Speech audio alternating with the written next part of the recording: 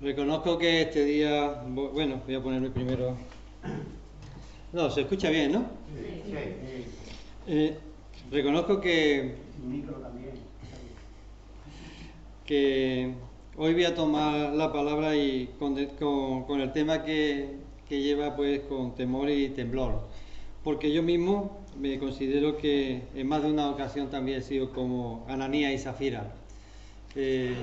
No le he dado todo aquello que me he comprometido con el Señor. Y cuando vas a la palabra de Dios y lees lo que ocurrió, o lo que le ocurrió a ellos, pues te das cuenta de la misericordia de Dios contigo, ¿no? Así que vamos a tratar esta mañana el tema que está en Hechos, capítulo 5, versículos del 1 al 11. Me gustaría que alguien lo leyera. Hechos, capítulo 5, versículos del 1 al 11. Pero cierto hombre llamado Ananías, con Zafira su mujer, vendió una heredad, y sustrajo del precio, sabiéndolo también su mujer, y trayendo solo una parte, la puso a los pies del apóstol. Y dijo Pedro: Ananías, ¿por qué llenó Satanás tu corazón para que mintieses al Espíritu Santo y sustrajeses del precio de la heredad? Reteniéndola, ¿no se te quedaba a ti? ¿Y vendida no estaba en tu poder? ¿Por qué pusiste esto en tu corazón? No has mentido a los hombres, sino a Dios. Al oír Ananías estas palabras, cayó y expiró. Y vino un gran temor sobre todos los que lo oyeron. Y levantándose los jóvenes, lo envolvieron y sacándolo, lo sepultaron. Pasado un lapso como de 3 horas, sucedió que entró su mujer, no sabiendo lo que había acontecido. Y entonces Pedro le dijo: dime, ¿vendiste en tanto la heredad? Y ella dijo: sí, en tanto. Y Pedro le dijo: ¿por qué convinisteis en tentar al Espíritu del Señor? He aquí a la puerta los pies de los que han sepultado a tu marido, y te sacarán a ti. Al instante ella cayó a los pies de él y expiró. Y cuando entraron los jóvenes la hallaron muerta, y la sacaron y la sepultaron junto a su marido. Y vino gran temor sobre toda la iglesia y sobre todos los que oyeron estas cosas.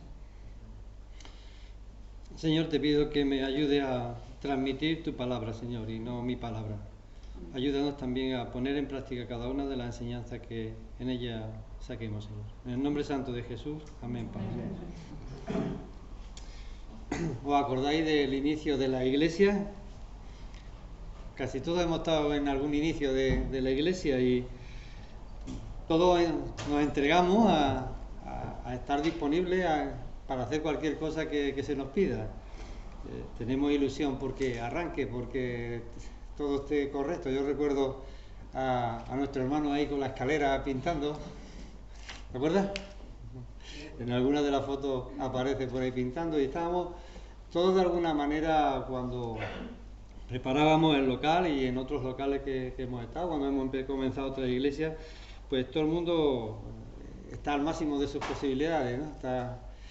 Está ilusionado por tener un sitio donde reunirse y reunirse con la iglesia, realmente, ¿no? Con el conjunto de creyentes que han reconocido a Jesucristo como su Salvador. Pues nos encontramos en una situación en Hechos capítulo 4. Si vamos primero al capítulo 2, versículo 42. Dice: y se dedicaban continuamente a la enseñanza de los apóstoles, a la comunión, el partimiento del pan y a la oración. Sobrevino temor de todas las personas y muchos prodigios y señales eran hechas por los apóstoles. Todos los que habían creído estaban juntos y tenían todas las cosas en común. Vendían todas sus propiedades y sus bienes y los compartían con todos, según la necesidad de cada uno. Día tras día continuaban unánimes en el templo y partiendo el pan en los hogares. Comían juntos con alegría y sencillez de corazón, alabando a Dios y hallando favor con todo el pueblo. Y el Señor añadía cada día al número de ellos los que iban siendo salvos. Vemos que qué relación, ¿no? Empieza la iglesia, habían sido impulsados porque habían recibido el Espíritu Santo, habían visto a Jesús resucitado y ahora estaban pues todos juntos, unánimes, dispuestos a ayudarse los unos con los otros. Había una unidad tremenda.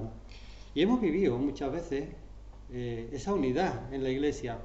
Y creo que aquí también la estamos viviendo, pero no podemos, ¿cómo sería la palabra? Dejarnos un poco, ¿cómo es? Descuidarnos, no podemos descuidarnos, porque el enemigo está ahí. Y veremos una situación, porque vemos que Lucas es un historiador que recoge pues lo que tiene que recoger, y no recogió solamente estas cosas que estaban pasando en la iglesia, que estaban pasando. Era un gozo, una bendición leer todas estas cosas, pero había otras cosas que también estaban pasando, y Lucas, como buen historiador, las recoge. ¿Y para qué las recoge? Pues las recoge precisamente para que podamos aprender, porque la palabra de Dios está para que aprendamos y apliquemos esos principios en nuestra vida en el día de hoy, y no vayamos a caer en las mismas cosas que cayeron ellos. Yo antes decía que yo reconozco que en más de una ocasión a mí me ha pasado igual que a Ananías y Zafira. Y Dios no me ha hecho lo que hizo aquí con ellos. Pero esto sirve para que tomemos en cuenta lo que significa el comprometernos con Dios y no darle lo que nos hemos comprometido. Es grave y tenemos que analizarlo con la gravedad que tiene. Aunque Dios no nos lo haya aplicado a nosotros, pero sí se lo aplicó a ellos.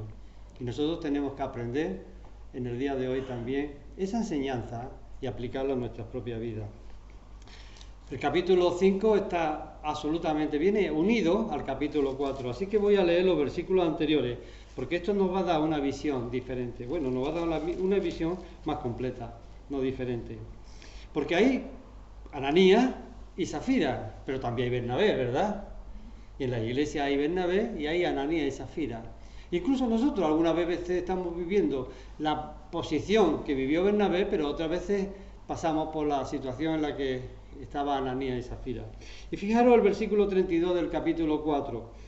La congregación de los que creyeron era de un corazón y un alma, lo mismo que hemos leído en el capítulo 2.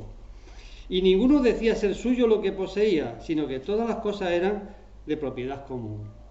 Es decir, todos estaban preocupados por todo, y todo lo que tenían lo disponían para que los demás pudieran utilizarlo cuando tenían esa necesidad.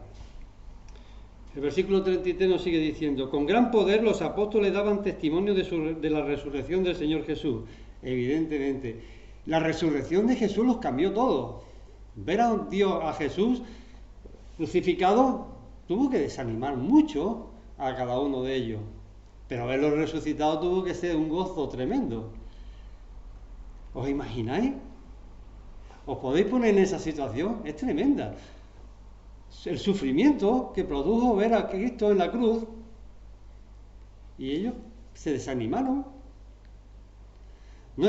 No pasaba por su cabeza de las palabras que él le había dicho, que iba a resucitar, pero cuando lo vieron resucitado, eso les impulsó a cambiar absolutamente, a ser personas nuevas, porque también además habían recibido el Espíritu Santo.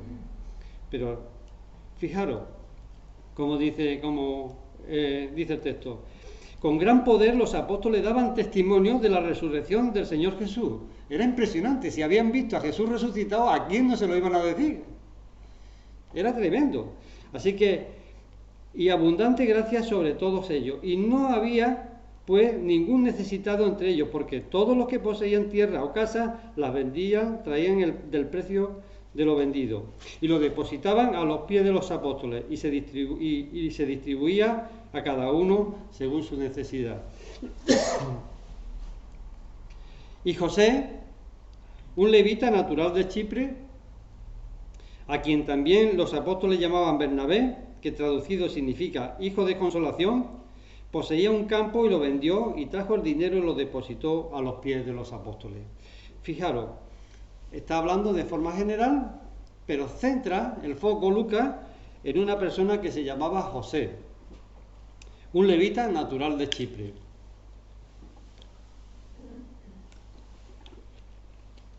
A quien también los apóstoles llamaban Bernabé. ¿Sabéis qué significa Bernabé? Lo pone ahí, consolación. Pero era aquel que estaba siempre consolando a los que tenían necesidad de consolación. era el que estaba siempre pendiente de todos los demás. Así que por eso le pusieron el nombre, porque el nombre era justo lo que él sentía y hacía.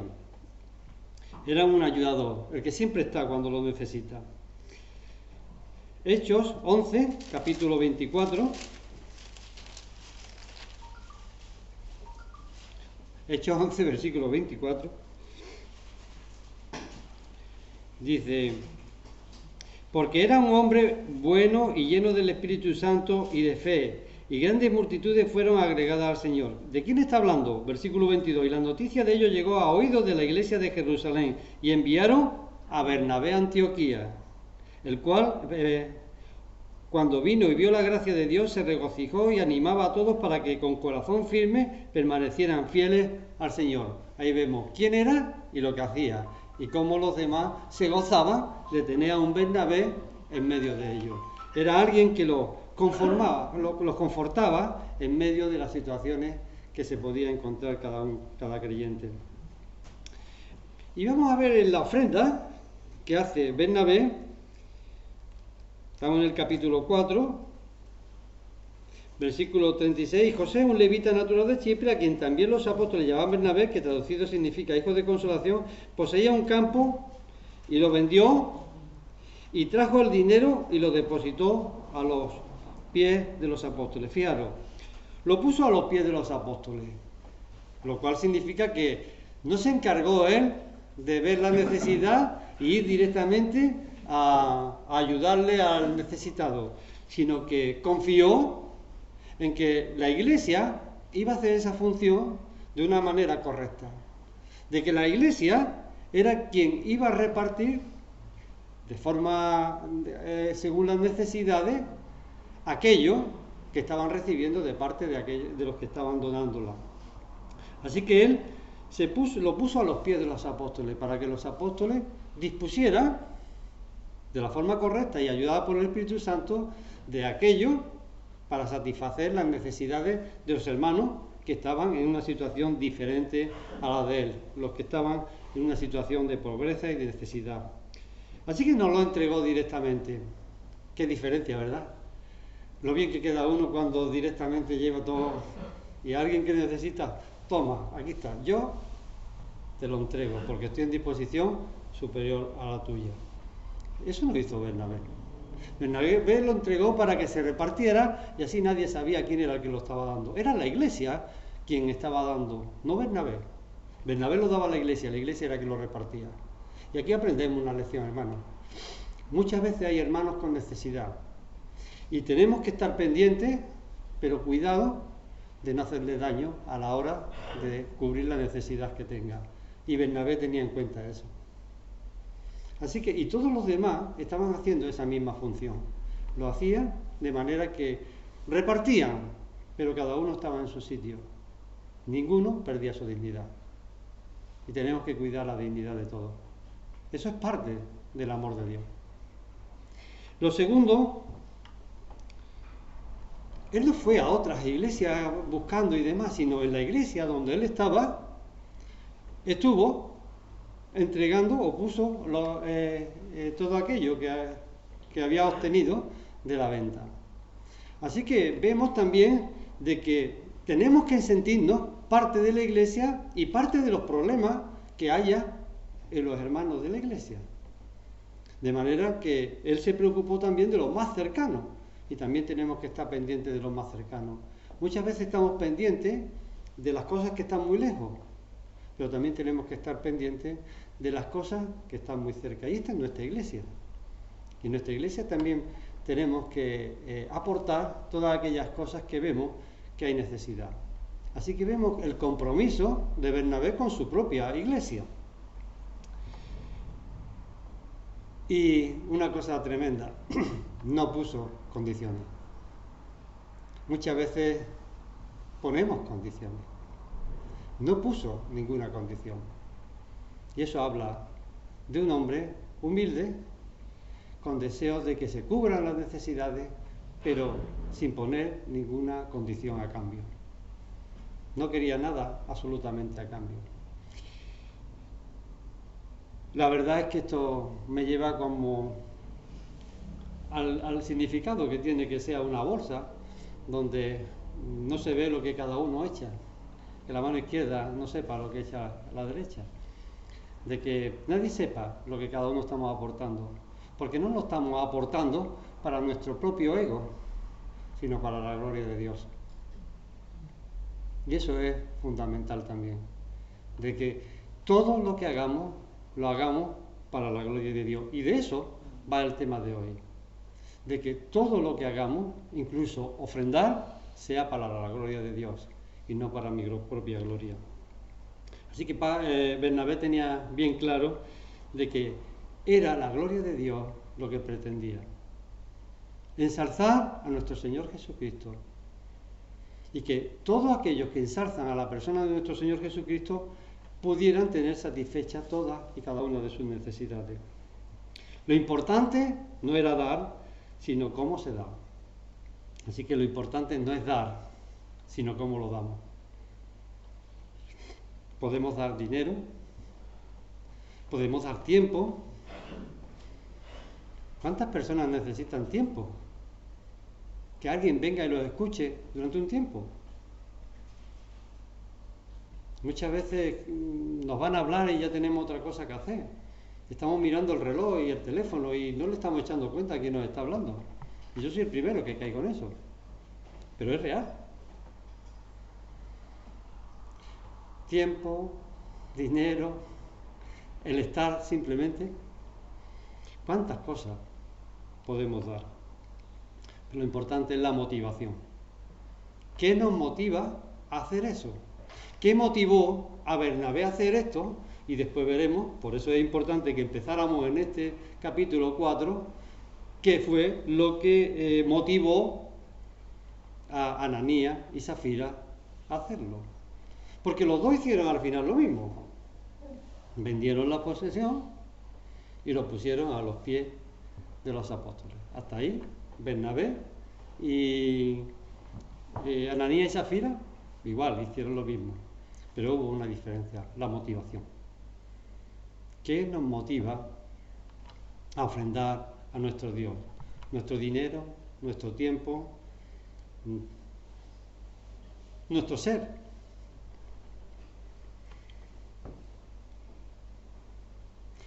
Tenemos que mirar que la motivación sea glorificar a Dios. Ese es el paraguas. Tenemos que glorificar a Dios en todo lo que hagamos.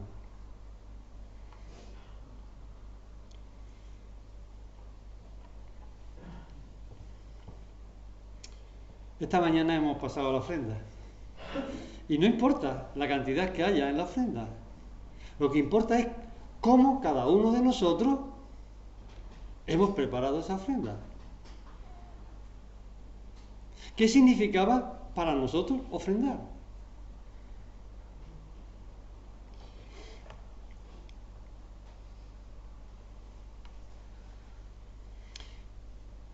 No podemos nunca venir aquí y ofrendar pensando que es para pagar el local simplemente, es para cubrir cualquier otra necesidad. No. Es un compromiso con Dios, porque esta es la obra de Dios y queremos glorificar a Dios. Si no, seríamos como cualquier grupo de personas que se reúnen en un local y que tienen una cuota que tienen que pagar para que se pague las 4 necesidades que vaya a haber. Pero ¿se trata de eso con la ofrenda? ¿Verdad que no? ¿Verdad que tiene mucho más significado? ¿Verdad que cuando recibimos de parte de Dios el saldo, el dinero que nos dan en la empresa y demás, ya tenemos en la mente qué vamos a destinar a nuestro Dios, porque es parte de lo que Él nos está dando a través de nuestro trabajo? El concepto es ese. El concepto es que tengamos a Dios en cuenta en todo. Y cuando recibimos algo le tengamos en cuenta a Él, porque tenemos que glorificarlo. Muchas veces dedicamos a Dios cosas que no dedicaríamos a otras cosas que en algún momento le damos más importancia. No, es que tengo que estar con mis hijos. Sí, pero también tienes que estar con Dios. No, es que tengo ahora que cuidar tal cosa. Sí, sí, pero también tienes que estar con Dios. Así que cuidado, porque muchas veces estamos haciendo como Ananías. Nos comprometemos en cosas y le robamos. Así que vamos a seguir con el texto.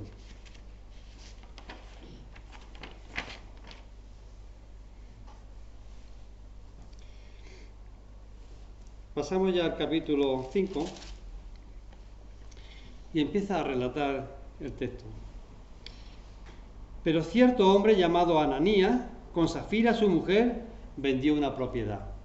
Lo mismo que Bernabé y otros muchos que no pone aquí el nombre, pero vendió una heredad. Y vemos que estaba Ananías y Safira. O sea, los dos estaban de acuerdo en hacer esta venta. Los dos estaban de acuerdo en hacer luego lo que habían hecho, donar esta cantidad.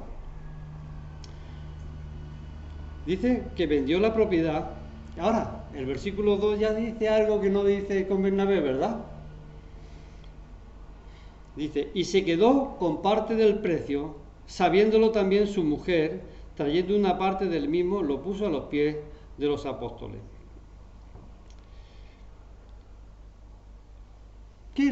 ¿Dónde encontráis aquí la diferencia?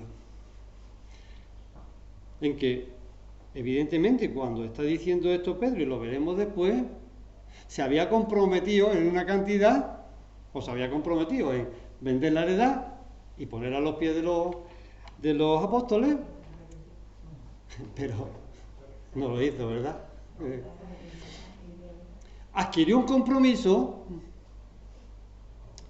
pero no llevó a cabo el total del compromiso. ¿Y esto os recuerda algo? A mí me recuerda a mí. ¿Cuántas veces me he comprometido con Dios en cosas que no he llegado hasta el final? Y el gran problema, ¿sabéis cuál es? Cuando adquirimos un compromiso con Dios, tenemos que ser fieles a ese compromiso, porque Él es fiel. Y la lección que viene aquí es ser fiel con los compromisos que adquirimos con Dios. Porque si no, le estamos robando. Cuando adquirimos un compromiso con Dios, a partir de que lo comprometemos, sea nuestra casa, nuestra ofrenda, lo que sea, cuando nos comprometemos, hemos perdido nosotros ya el poder sobre eso. Ahora ya no es nuestro, ahora es de Dios. Por tanto, si no se lo damos, el texto lo dice ahora, le estamos robando. Así que yo muchas veces tengo que reconocer que le he robado tiempo a Dios, o que le he robado cualquier otra cosa a Dios porque me comprometí y no la cumplí. Hermano, algunas veces cantamos canciones en las que nos comprometemos en tantas cosas, ¿verdad? Qué alegres somos para comprometernos cuando cantamos. Pero no siempre somos capaces de llevarlo a cabo. Y muchas veces ni siquiera hemos pensado en llevarlo a cabo. Lo hemos cantado porque nos gustaba. Pero estamos adquiriendo compromiso con Dios también con las canciones. Así que tenemos que analizar muy bien las canciones, ¿verdad? Y los compromisos que adquirimos con Dios. Vemos que había en esta iglesia un ambiente espectacular. El Espíritu Santo estaba produciendo en ellos el cambio tremendo. Estaban repartiendo todo, viviendo una vida de comunión tremenda. Y sin embargo, fijaros, hay situaciones en las que Satanás está empezando a meter su semilla para dañar el crecimiento de la iglesia. Esta iglesia tiene que seguir creciendo, porque para eso estamos aquí, para crecer en espiritualidad, para crecer en número, para poder ayudar a este pueblo a ver la cruz y lo que ocurrió en la cruz. Que Jesucristo, el Hijo de Dios, murió por cada uno de ellos, igual que murió por nosotros. Y resucitó para que ellos tengan vida eterna, igual que la tenemos nosotros. Y crean y puedan ser salvos. Pero Satanás va a intentar meter cizaña. ¿Y cómo metió cizaña aquí? Fijaros, Ananías y Safira no fueron como Bernabé. Bernabé hizo glorificar a Dios. Ananías y Safira fueron hipócritas y además no fueron íntegros. Fueron hipócritas, pero al mismo tiempo no fueron íntegros.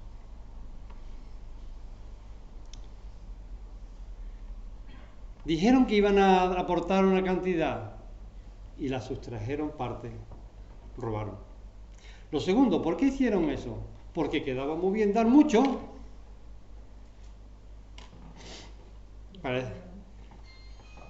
¿Y eso qué? Estaban mirando su ego. Independientemente, estaban mirando su ego. No estaban mirando a Dios y glorificar a Dios. Vamos al texto. El texto lo dice más claro que lo puedo decir yo. Fijaros, Pedro. Mas Pedro dijo: Ananías, ¿por qué ha llenado Satanás tu corazón para mentir al Espíritu Santo y sustraer parte del precio del terreno?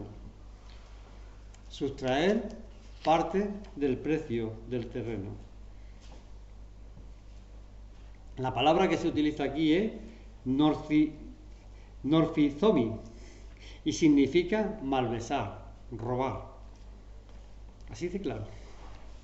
Pues conocemos muy bien ahora por la palabra malversar, ¿no? Pues robar. Mas Pedro dijo a Ananías: ¿por qué has llenado Satanás tu corazón para mentir al Espíritu Santo y sustraer parte del precio del terreno? ¿Por qué has robado?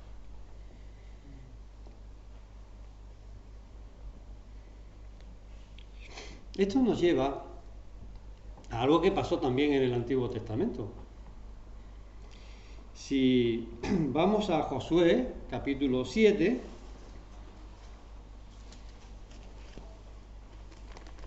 Josué, capítulo 7, del versículo 1 al 26, no lo vamos a leer todo, vamos a ir dando saltos, pero sí os voy a decir cuál es el bosquejo, para que lo leáis en casa. Y el bosquejo sería, del versículo 1 al 5 es la pérdida de la batalla. Israel pierde la batalla. Es capítulo 7, versículo del 1 al 26. Así que los primeros 5 versículos es la pérdida de la batalla. Y Josué va y dice, y va a orar. Entonces, en la oración de Josué está del 6 al 9. La respuesta de Dios se encuentra del 10 al 15. Y la conclusión la vemos del 16 al 26. Así que vamos al texto y fijaros, voy a leer solamente la hora. Dice, versículo 11. Bueno.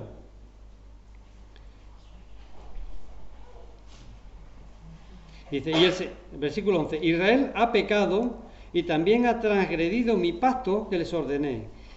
Y hasta han tomado de las cosas dedicadas al anatema. Y también han robado y mentido. Y además las han puesto entre sus propias cosas. Vemos que Acán, ahora lo dirá, Acán pues había quedado con parte del botín.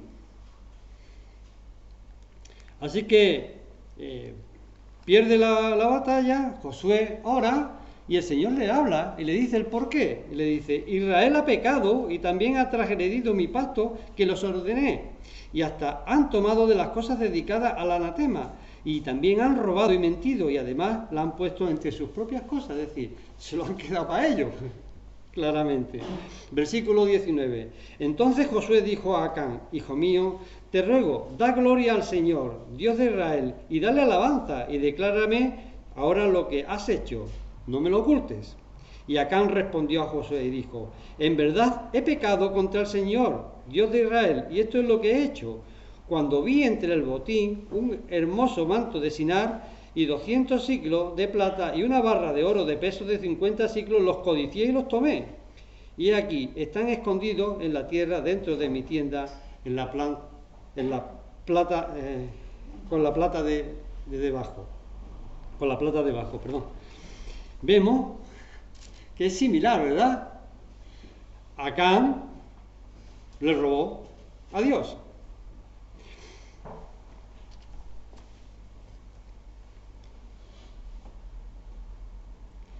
F.F. Bruce, muchos lo conocemos por sus libros, dice: la historia de Ananías y de Safira es al libro de Hechos lo que la historia de Acán al libro de Josué. En ambos relatos, un acto de engaño interrumpe el progreso victorioso del pueblo de Dios. En ambos relatos, un acto de engaño interrumpe el progreso victorioso del pueblo de Dios. Vamos otra vez al capítulo 5 de Hechos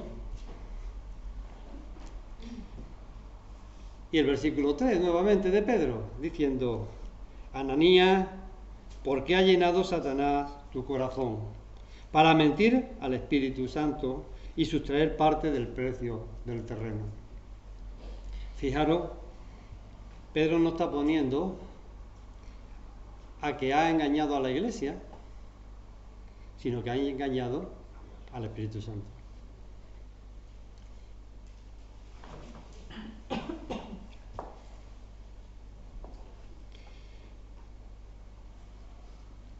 ¿Y qué hacemos nosotros cuando nos comprometemos?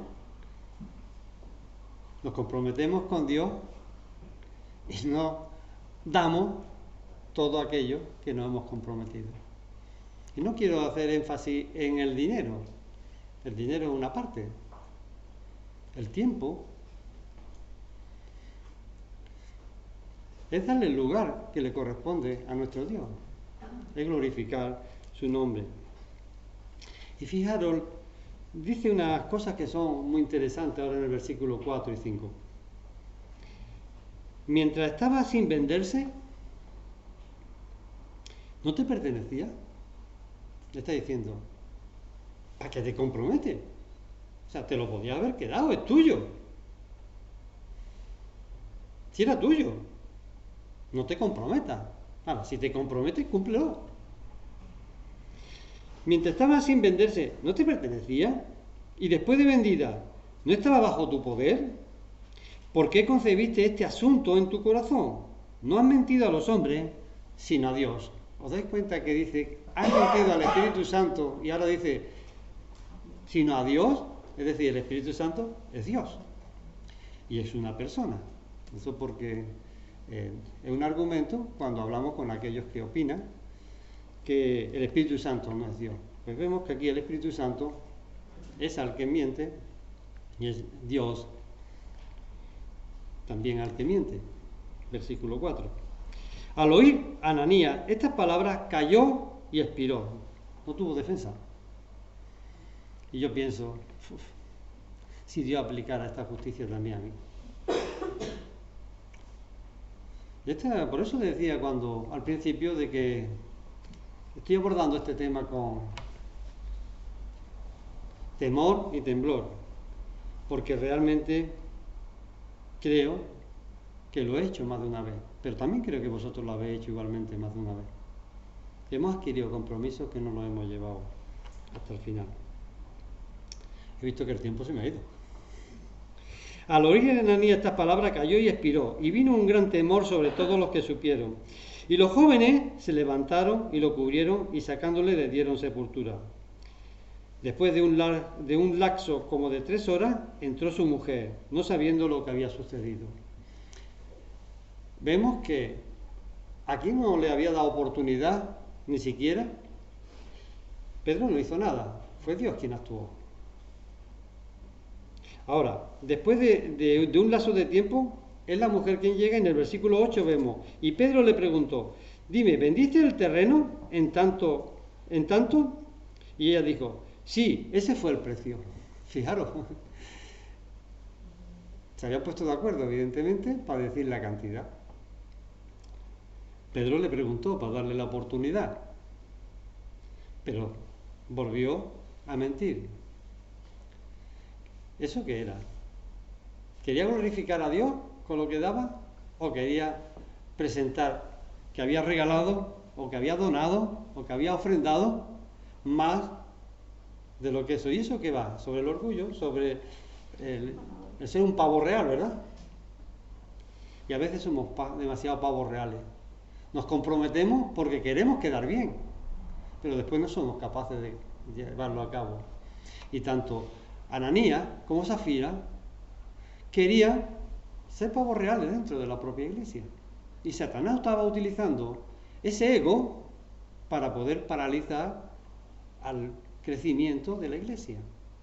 Que no haya aquí más pavos reales, como ha habido a lo largo de la historia, porque aquí está recogido y Dios ha tenido que actuar. Que Dios no tenga que actuar en nosotros, porque pensemos más en nosotros que en glorificar a Dios. Que nos comprometamos en lo justo que vamos a hacer, en lo que realmente en nuestro corazón hay con respecto a Dios, y que lo cumplamos. Y eso implica también el tiempo, el venir a los cultos, todo lo que está relacionado con glorificar a Dios. Muchas veces creemos que todo se basa en la ofrenda. La ofrenda es lo de menos. El Señor tiene todo el dinero que necesite su pueblo. Eso no es un problema. Dios quiere que realmente seamos honestos delante de su presencia y que llevemos a cabo aquellas cosas con las que nos comprometemos. Y así la iglesia irá creciendo. Y así la iglesia estará glorificando el nombre de Dios.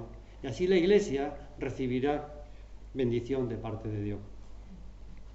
Así que vemos que Pedro le preguntó, y sigue en el versículo 8, y Pedro le preguntó, dime, ¿vendiste el terreno en tanto? Y ella dijo, sí, ese fue el precio. Entonces Pedro le dijo, ¿por qué os pusisteis de acuerdo para poner a prueba al Espíritu del Señor? Mira, los pies de los que sepultaron a tu marido están a la puerta, y te sacarán también a ti. Al instante ella cayó a los pies de él y expiró. Al entrar los jóvenes, la hallaron muerta y la sacaron y le dieron sepultura junto a su marido. Y vino un gran temor sobre la iglesia y sobre todos los que supieron estas cosas. Y sobre mí, que la estoy cantando ahora. Y sobre vosotros, que la estáis oyendo. Porque es de temor, ¿verdad? No podemos engañar al Espíritu. Tenemos que llevar a cabo todas aquellas cosas que nos comprometamos con el Señor. Porque si no, más nos va.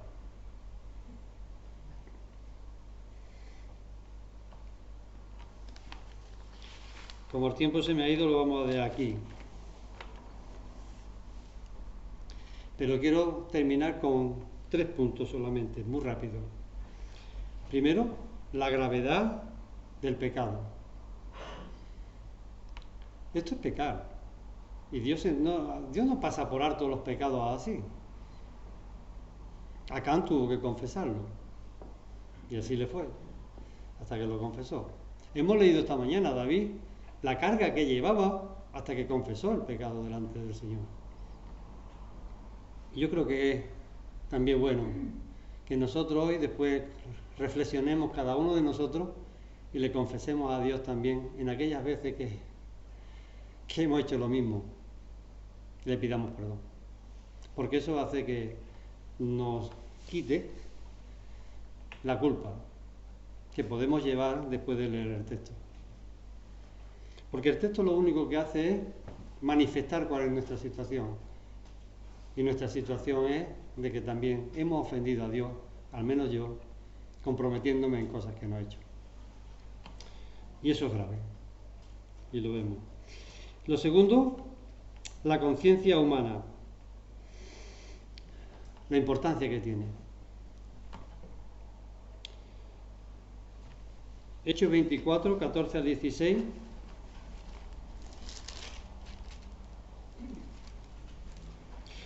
Pero esto admito ante ti, que según el camino que ellos llaman secta, yo sirvo al Dios de nuestros padres, creyendo todo lo que es conforme a la ley y que está escrito en los profetas, teniendo la misma esperanza en Dios que estos también abrigan, de que ciertamente habrá una resurrección tanto de los justos como de los impíos. Por esto yo también me esfuerzo por conservar siempre una conciencia irreprensible delante de Dios y delante de los hombres. Una conciencia irreprensible delante de Dios y de los hombres. Que hagamos las cosas para glorificar a Dios y no para ser un pavo real delante de los hombres. Sino que los hombres vean que hacemos las cosas porque glorificamos a Dios. Y eso haga que el foco lo ponga en Dios y no en nosotros. Y eso hablo también de las cosas que estamos haciendo como obra social. No podemos hacerla simplemente porque nosotros aparezcamos en esa obra social, sino porque queremos, a través de la obra social, glorificar a Dios. Y hay tantas cosas donde podemos aplicarlo, ¿verdad? Pero el tiempo se me va, así que... Y por último, la necesidad de la disciplina en la Iglesia. La necesidad de la disciplina. Dios aplicó disciplina. Que Dios no tenga que aplicar disciplina en nosotros. Que Dios no tenga que aplicar disciplina en nosotros. Que nos arrodillemos hoy, mejor que mañana, delante de la presencia de Dios y le pidamos perdón por las veces que le hemos faltado. John Stott dice: es una buena regla general que los pecados secretos sean tratados secretamente. Los pecados privados, privadamente. Y solamente los pecados públicos, públicamente. Así que si algunos estamos en situación de pecado secreto, secretamente. Privado, privadamente. Y los pecados públicos, si lo hubiera, ya lo hubiéramos tratado como Iglesia. Que el Señor nos ayude, a través de su Santo Espíritu, a derramar delante de su presencia nuestro corazón para que Él pueda bendecirnos. A Él sea la gloria. Amén.